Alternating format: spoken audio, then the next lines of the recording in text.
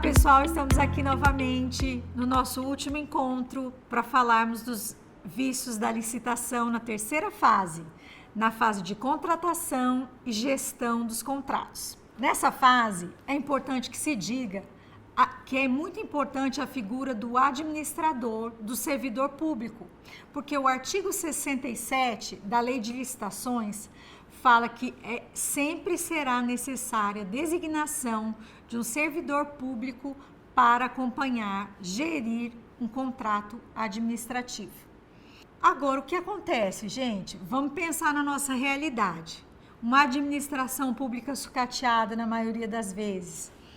Não são todos os órgãos que têm a possibilidade de ter reciclagem, de estar se preparando, de ter o pessoal qualificado. Os vícios ou a falta de conhecimento das pessoas que acompanham o processo licitatório geram vários prejuízos à administração e acabam por respingar naqueles que fazem a gestão desses contratos. Aí que é importante que a gente analise o que a gente acabou separando nessa última fase para vocês, uma distinção entre a figura do gestor e a figura do fiscal dos contratos. Na maioria das vezes, a gente acaba generalizando aquele responsável, aquele servidor público que cuida da gestão do contrato administrativo como gestor, mas não é bem assim. Lucas Furtado explica a diferença entre fiscal e gestor de contrato administrativo. Fiscal do contrato. O fiscal do contrato deve verificar a correta execução do seu objeto, de modo a legitimar a liquidação dos pagamentos devidos ao contratado, ou, conforme o caso, para orientar as autoridades competentes acerca da necessidade de serem aplicadas sanções ou rescisão contratual. Gestor do contrato. Podemos comparar com a figura do preposto da empresa. É aquele a quem incumbe tratar com o contratado, exigir que cumpra o que foi pactuado ou sugerir eventuais modificações contratuais. Sobre esta questão, vale ver o informativo de jurisprudência sobre licitações e contratos do TCU, número 57. Agora, nesse nosso último encontro, nós vamos tratar dos 6 principais pontos, dos 6 principais vícios que podem ocorrer nessa fase de contratação e fiscalização dos contratos administrativos. Eu trouxe 6 principais pontos, claro, podem ter mais, mas aqui a gente está trazendo os pontos mais importantes, os pontos mais recorrentes. Então, é onde o fiscal ou o gestor deve ter mais atenção para evitar. A questão dos prazos, a questão das assinaturas irregulares, a questão do atesto indevido, a questão da prorrogação, a questão da obrigação do gestor e a questão da negligência. Então, esses 6 pontos nós vamos trazer item a item com a jurisprudência correspondente do TCU, para que vocês possam saber onde evitar e como aplicar quando for fazer a gestão do contrato. Começando com a questão da prorrogação dos prazos. A prorrogação dos prazos é a questão que é muito delicada. Por quê?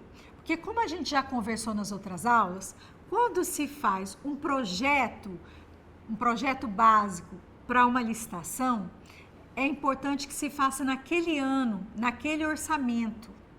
Passado aquele orçamento, é preciso fazer uma renovação. E para se fazer essa renovação, é como se fizesse todo o procedimento licitatório novamente. É preciso fazer de novo orçamento, é preciso acompanhar a planilha, é preciso verificar certidões, é preciso fazer todo um apanhado de irregularidades. Não é apenas fazer uma assinatura de termo aditivo sem que haja verificação das regularidades formais. Por quê? Porque a lei de licitação prevê que é um procedimento formal e esse procedimento deve ser seguido inclusive na renovação, certo? O TCU não permite que se faça um termo aditivo de renovação com prazo retroativo. Ah, não, venceu, nossa, venceu, peraí, vamos fazer um termo aditivo e dizer que ele vige desde a data tal. Não, esse contrato é nulo. Esse contrato é nulo. Então, aí é uma cláusula que, infelizmente, não pode ser aceita. Vai ser barrado quando chegar e vai ser considerado inválido pelo TCU. Outra questão é a questão do atesto indevido.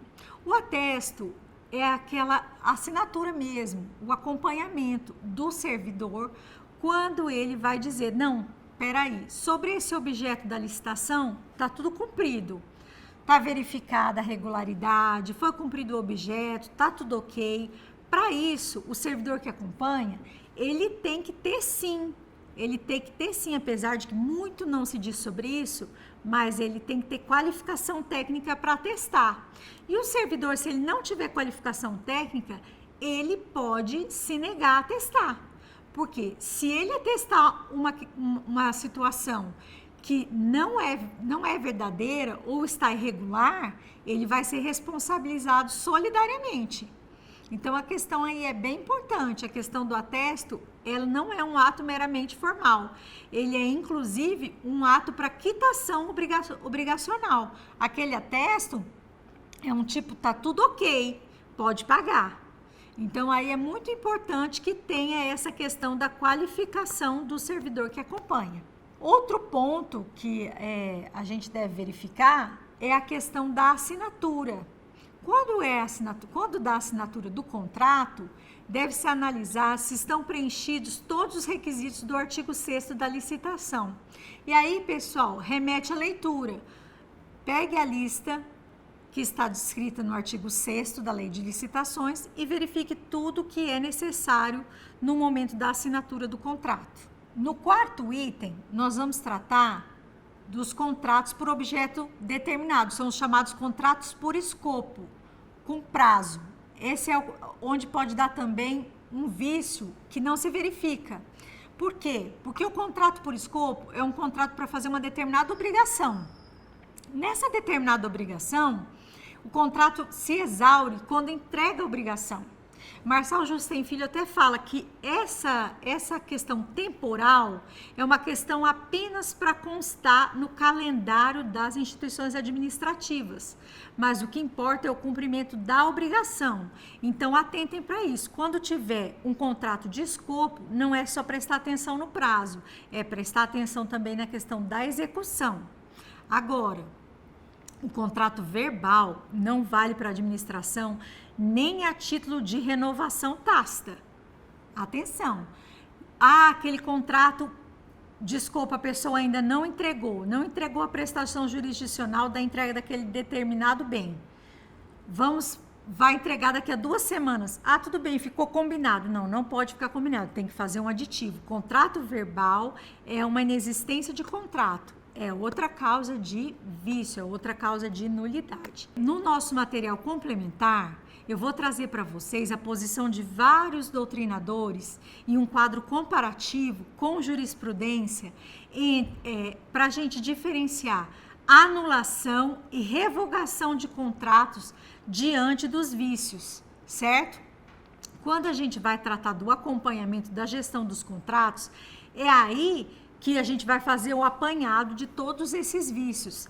É nessa fase que é importante a gente saber, como administrador, como servidor público, aonde é que vai haver uma anulação, que depende da administração, ou uma revogação, que muitas vezes pode até estar distrita a um outro aspecto.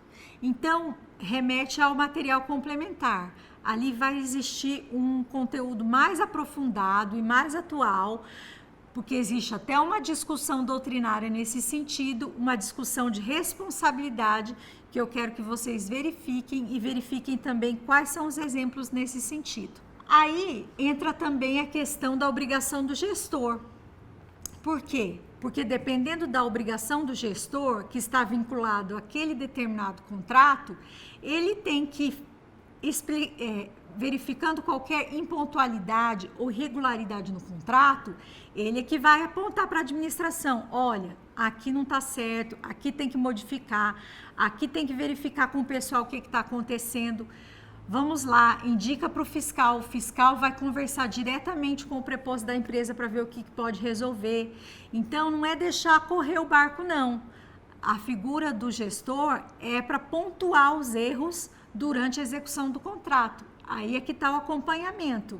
O silêncio, vamos dizer assim, a vista grossa, faz também vício no acompanhamento da licitação. E, por fim, a negligência. A negligência gera a responsabilidade subjetiva.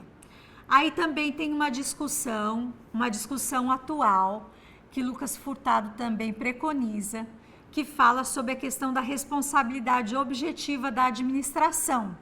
Ele entende que não é só responsabilidade objetiva como se tratava antigamente, que hoje em dia, em alguns casos, eu vou trazer para vocês também no nosso material exemplos onde se aplica a culpa subjetiva, é aplicado na administração.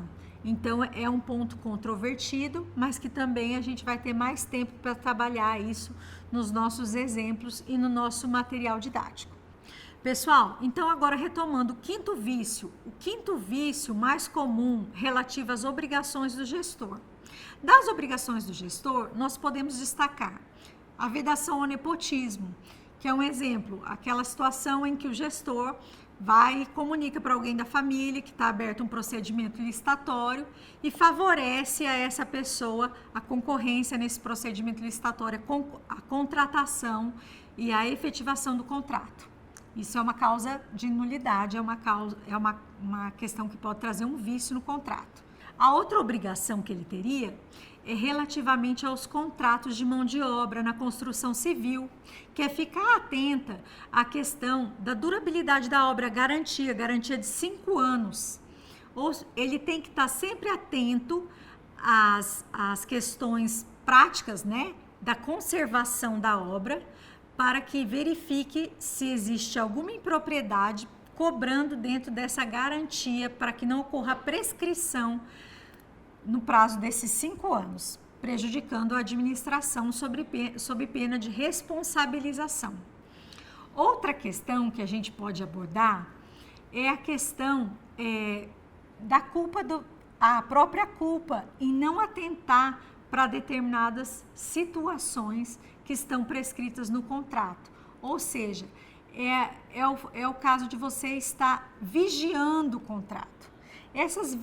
Essa questão de vigiar o contrato pode trazer a negligência, a não observância das cláusulas contratuais pelo gestor. É aquela questão, por exemplo, o gestor, ele verifica que o contrato não está sendo observado, que não está sendo cumprido, não está sendo pago devidamente, que as obrigações trabalhistas estão em débito, que determinados servidores não estão, da empresa terceirizada não estão trabalhando corretamente, leva essa informação ao fiscal, que entra em contato com o preposto da empresa, e assim vai se cumprindo efetivamente o contrato. Se não é feito dessa forma, ele pode ser negligente com o cumprimento do contrato, com a sua obrigação de gestor.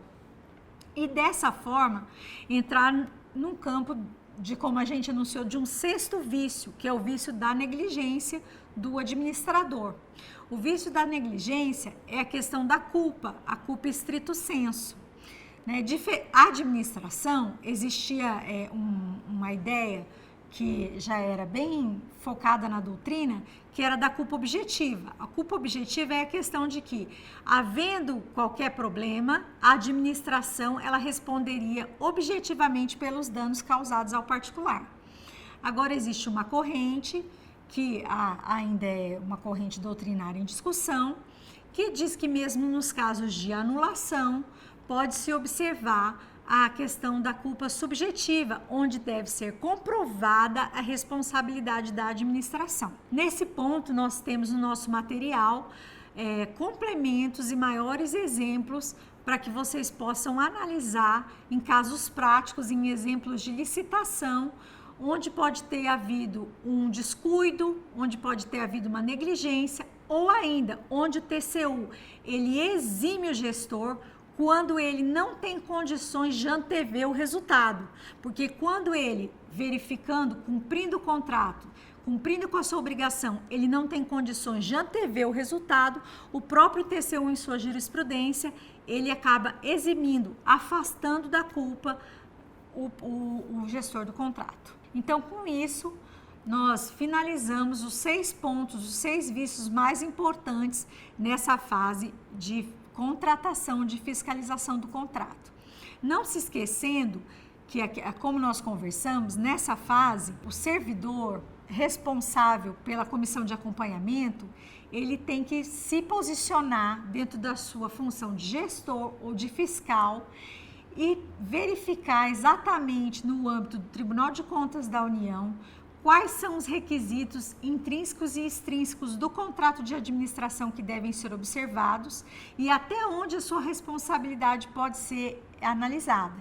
Porque aqui é que a gente vai ver os casos e as decretações de anulação e de revogação do ato administrativo que podem trazer prejuízos à administração e reflexos ao próprio administrado.